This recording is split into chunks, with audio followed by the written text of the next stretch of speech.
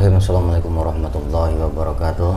Bismillahirrahmanirrahim. Alhamdulillah ala ni'matillah. Wala haula wala quwwata illa billah. La ilaha illa anta subhanaka inni kuntu minadh dhalimin. Allahumma shalli ala sayyidina Muhammad wa ala ali sayyidina Muhammad amma ba'du. Alhamdulillah. Alhamdulillah. Ikhwani rahimakumullah.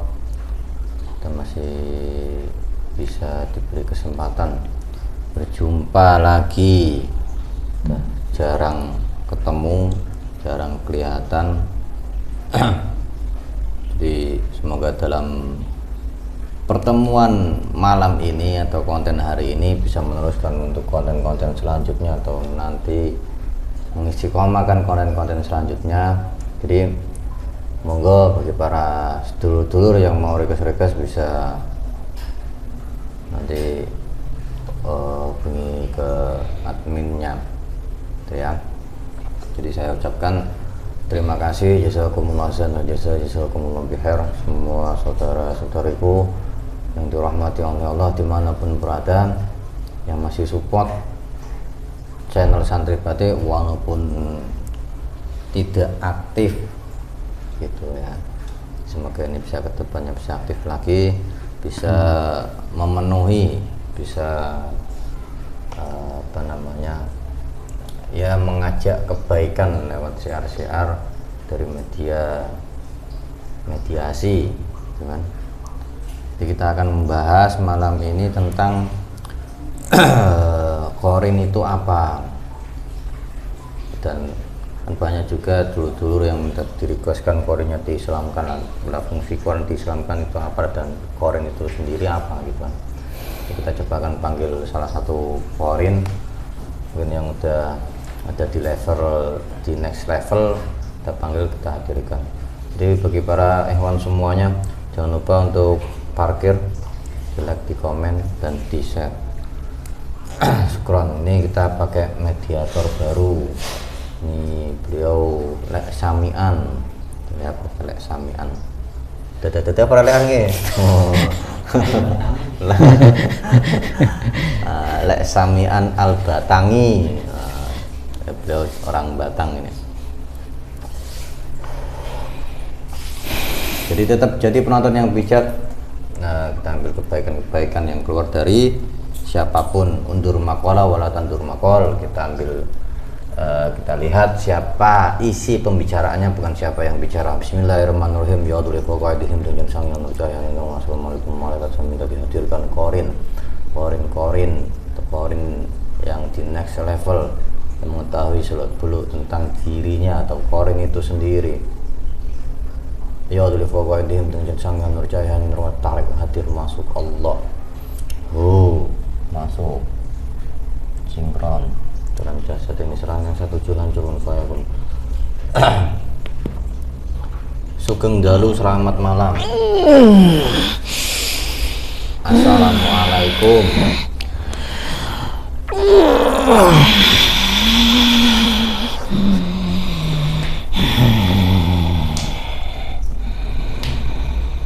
Selamat malam, sugeng dalu.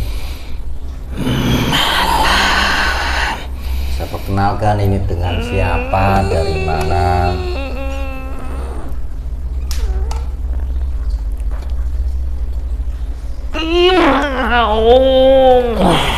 Mau?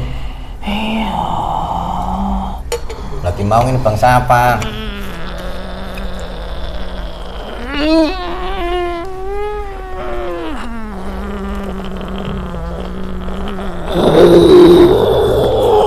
Mau ini bangsa apa? Asalnya dari mana? Secara jelas supaya bu, asal itu.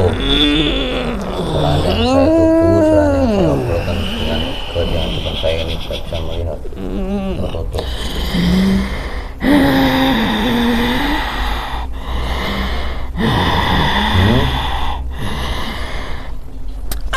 Saya belis. Iya. Jadi biasa ada lama, jadi malah kita kemasukan ini. Lama nggak tampil malah penyusupnya yang pada masuk.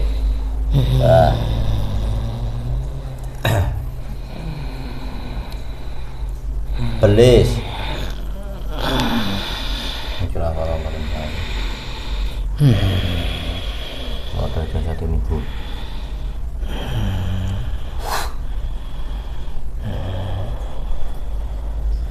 Semua keluarga jasad ibu. Buang.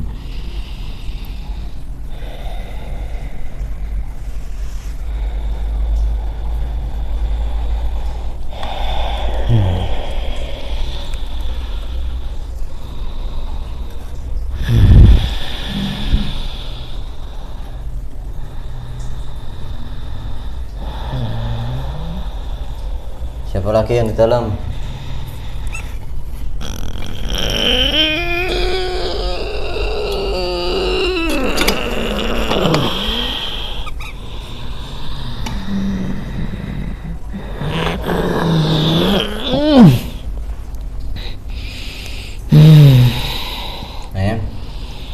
Siapa, bangsa apa? Jin. Jin.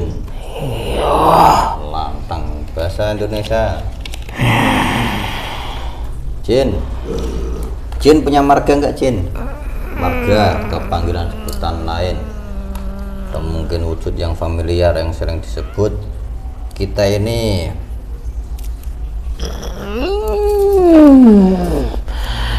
Jin pendamping. Pendamping. Iya. Nah, sampai tak panggil ke sini itu pendampingnya masih ada atau tidak ada, atau bisa dibicarakan mungkin sampai itu pendampingnya siapa? Udah mati. Iya. Udah mati lama. Lama sekali. Sekali. Iya, iya. Aku malah bisa masuk ke sini, tak panggil ke sini itu loh. Aku nggak tahu. Dari arah mana? Dari arah barat. Arah barat tadi. Iya. Pendampingnya siapa? Namanya siapa dulu, pendampingnya siapa?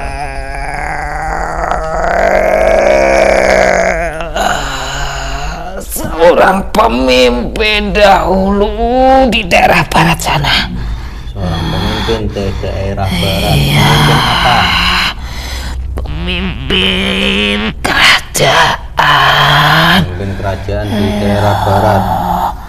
Pemimpin kerajaan, raja berarti. Iya. Raja, sampai mendampingnya raja. Raja siapa?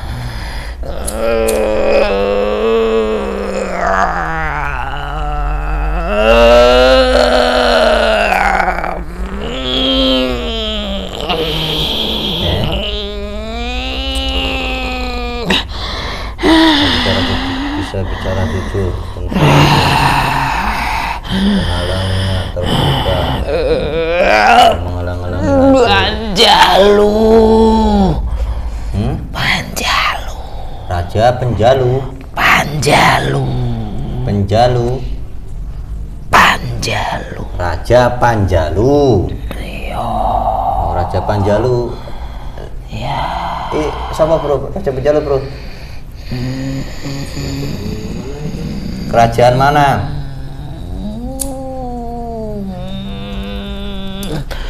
Panjalu. Iya. Panjalu. Iya, iya, iya. Oh, sampean dampingi Raja Panjalu. Iya. Namanya sendiri Raja Panjalu ini siapa?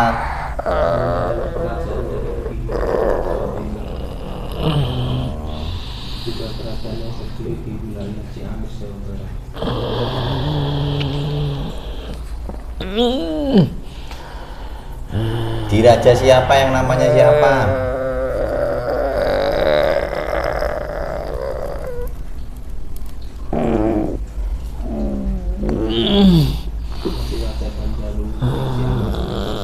Oh, Raja Penjalu. Lakopnya Raja Penjalu gitu. Iya. Iya. Tapi sampai sudah Islam belum? Belum. Nah, sampai mendampingnya raja-raja zaman dahulu kok belum Islam, maksud ada tugas lain? Iya, aku udah punya tugas tersendiri. Oh, udah ditugaskan. Iya. Aku sendiri sekarang ikut sidang para raja-raja Nusantara tidak? Tentunya. Iya, beliau juga di sidang-sidang itu. Iya. Iya. Jadi sampean nggak Islam itu karena ada tugas. Iya.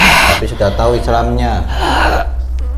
Sudah sangat-sangat tahu. Sudah sangat tahu. Berarti Iya. juga sampean tahu ini saat ini ngobrol atau bicara dengan siapa itu tahu berarti. Sangat-sangat tahu. Iya. Iya. Berarti mau kooperatif ya? Apa nih bahasa kooperatif tahu kan? Wong zaman biyen orang itu kooperatif loh. Ya semampu saya. Ya udah. Iya. Jadi ini sebagai korin sendiri itu apa? Ya pendamping. Pendamping. Iya. Dan korin tinggalnya di mana? Banyak tempat di dalam. Iya. Tempat di dalam mana? Dalam jasa. Dalam jasad. Iya. Terus tugas-tugasnya korin dalam jasad itu untuk apa aja? Atau sampean melakukan aktivitas apa saja sebagai korinnya raja, atau semua korin melakukan aktivitas ini? Iya, memberi pengarahan-pengarahan kepada yang ditempatinya. Pengarahan. Iya. Jadi korin itu mengasih arahan-arahan. Iya. Nah, arahan-arahan yang kemana? Diarahkan kemana?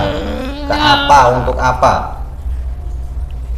Ada yang untuk kebaikan, Ada yang kebaikan, untuk nafsunya.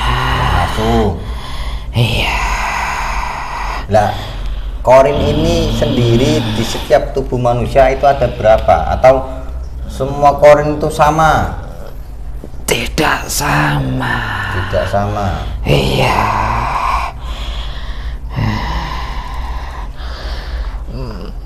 Yang membedakan kok tidak sama itu sebab apa?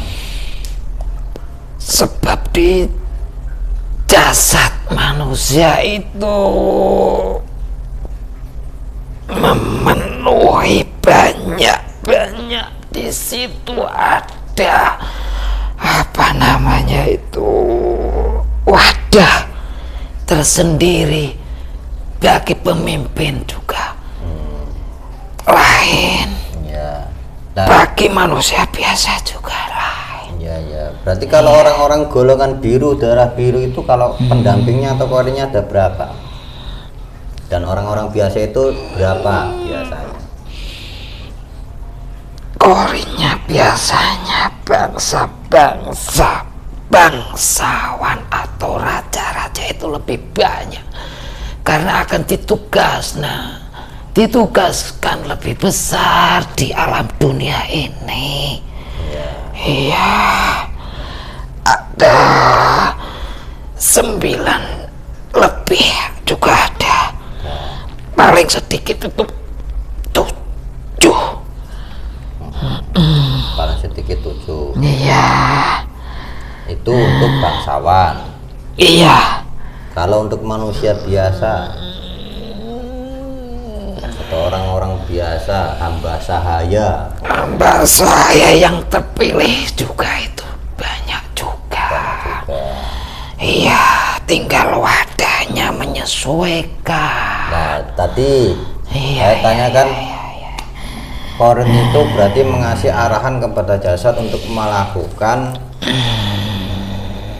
atau diarahkan ke hal-hal yang nafsu, diarahkan ke hal-hal yang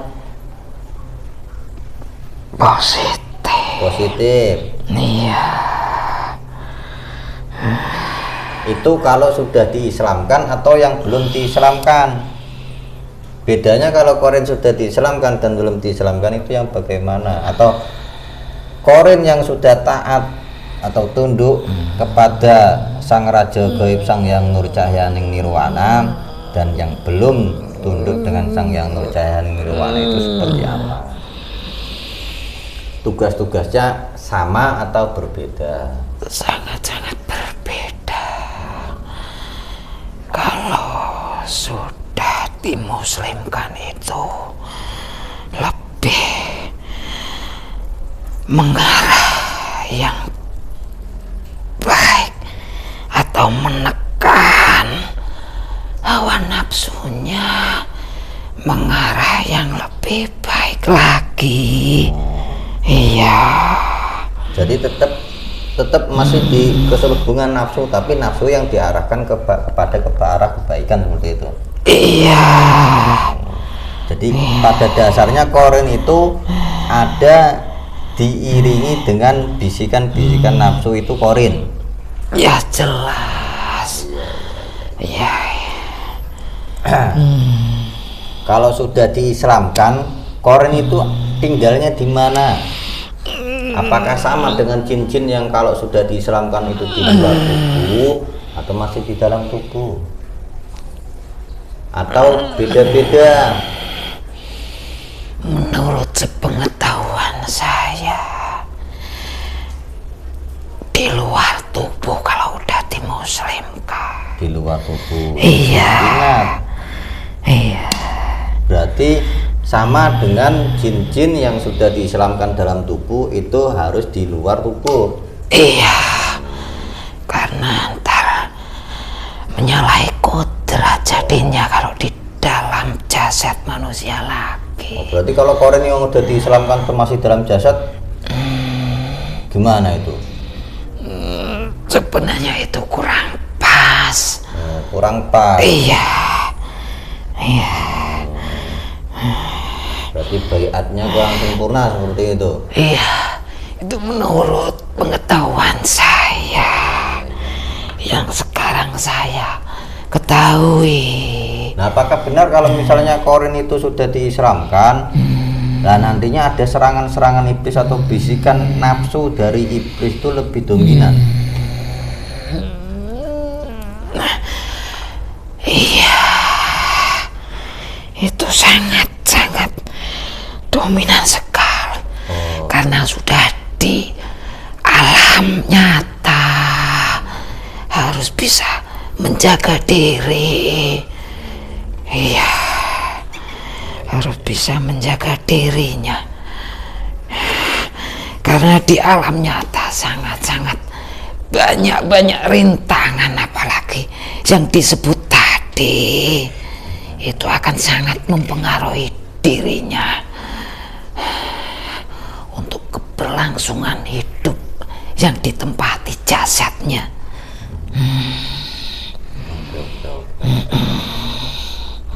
Terus sisi baik dan sisi buruk korin itu yang seperti apa? Baik buruknya korin yang sudah diislamkan atau yang belum diislamkan, ciri-cirinya di dalam tubuh manusia. Kalau korin belum diislamkan itu seperti apa? Kalau yang sudah diislamkan, baik buruknya seperti apa? Coba jelaskan. Kalau belum diislamkan, menurut sepengetahuan saya, itu misalnya orangnya pemarah ya, menjadi itu pemarah, apa ya, nafsunya lebih menggebu-gebu, tidak bisa dikontrol. Iya, lain yang sudah diislamkan itu bisa meredam hawa nafsunya. Tapi itu pun kalau bisa mengimbanginya. Kalau nggak bisa mengimbangi hawa nafsunya itu, apalagi ada bisikan-bisikan, itu pun bisa bahaya. Bedanya di situ.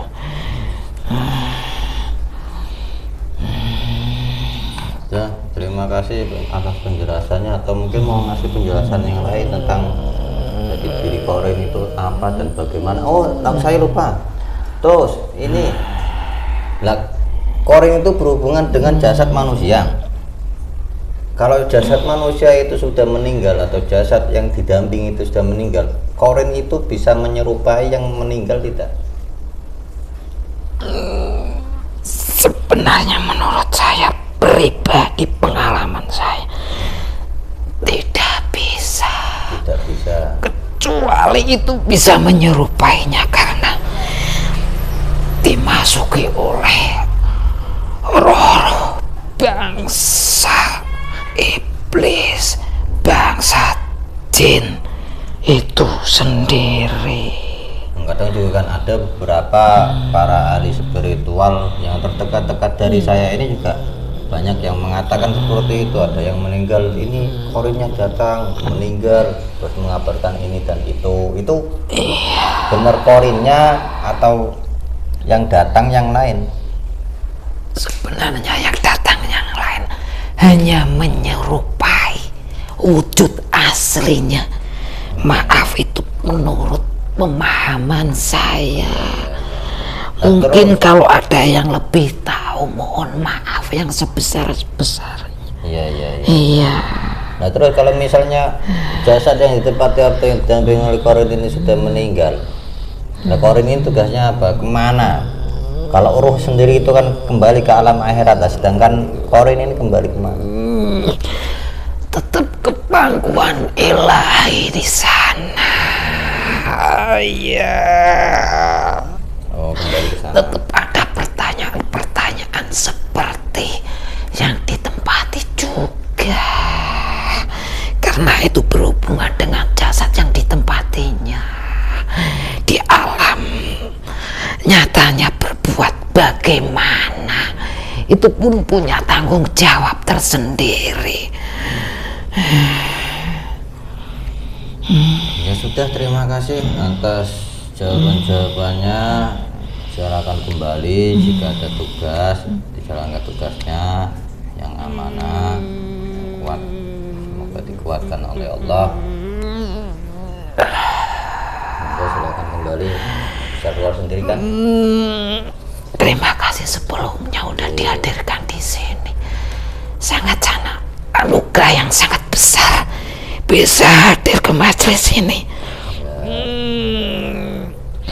Mohon maaf apabila ada penjelasan yang kurang pas dan berkenan di hati semuanya, karena itu batas pengetahuan saya. Karena saya sudah diizinkan untuk pergi, mohon pamit dan mohon doanya. Ya, monggo. Mohon pamit.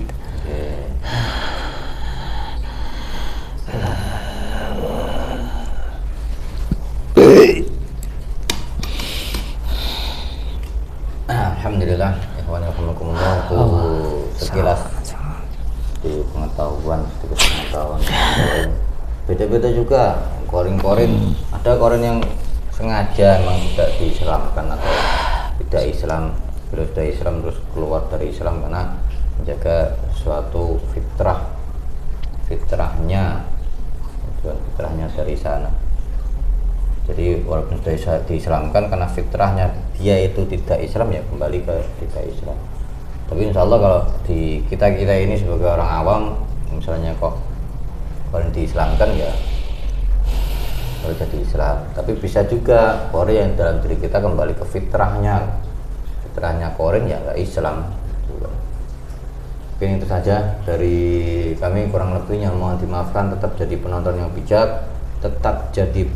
yang bijak, yang beli yang baik, buang yang buruk, unjur makar, belakang unjur makar. Wallahu a'lam bishawab. Ihdinas siratal mustaqim. Assalamualaikum warahmatullahi wabarakatuh. Salam rahayu.